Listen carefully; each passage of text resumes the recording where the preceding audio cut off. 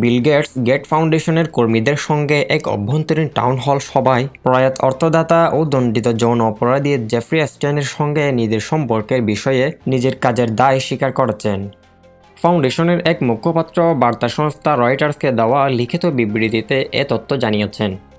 এই মন্তব্য আসে দ্য ওয়াল স্ট্রিট জার্নালিস্ট-এ প্রকাশিত এক প্রতিবেদনের প্রক্রিয়ায়, যেখানে বলা হয় গেটস সভায় স্বীকার করেছেন তার দুজন রুশ নারীর সঙ্গে ব্যক্তিগত সম্পর্ক ছিল, যা পরে অ্যাপস্টিন জানতে পারেন।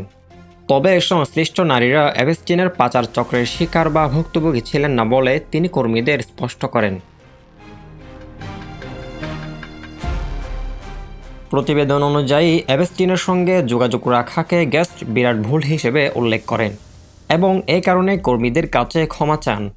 সবার একটি রেকর্ডিংয়ের বরাত দিয়ে ওয়াল স্ট্রিট জার্নাল জানায়, গেটস বলেন তার ভুলের কারণে যারা বিব্রত বা জড়িয়ে পড়েছেন তাদের কাছে তিনি দুঃখ প্রকাশ করেছেন। একই সঙ্গে তিনি দাবি করেন তিনি কোনো অবৈধ কাজ করেননি এবং অবৈধ কিছু দেখেননি। যুক্তরাষ্ট্রের বিচার বিভাগে প্রকাশিত নথিতে দেখা গেছে, মাইক্রোসফটের সহ প্রতিষ্ঠাতা কারাদণ্ড হওয়ার পরও দাতব্য কার্যক্রম নিয়ে আলোচনা করতে অ্যাপস্টিনের সঙ্গে একাধিকবার সাক্ষাৎ করেছিলেন। ওই নথিতে কিছু ছবিও ছিল, যেখানে গেটসকে কয়েকজন নারীর সঙ্গে পোজ দিতে দেখা যায়, যদিও নারীদের মুখ ঝাপসা করে দেওয়া হয়েছিল। গেট কর্মীদের বলেন এইসব ছবি বৈঠকের পর অ্যাপস্টিনের অনুরোধে তার সহকারীদের সঙ্গে তোলা হয়েছিল।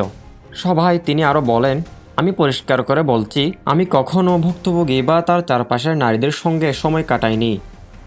ফাউন্ডেশনের মুখপাত্র জানান, পূর্ব নির্ধারিত ওই সভায় গেট বিভিন্ন প্রশ্নের উত্তর দিয়েছেন এবং অ্যাপস্টিন সংক্রান্ত ফাইল প্রকাশের বিষয়েও কথা বলেছেন।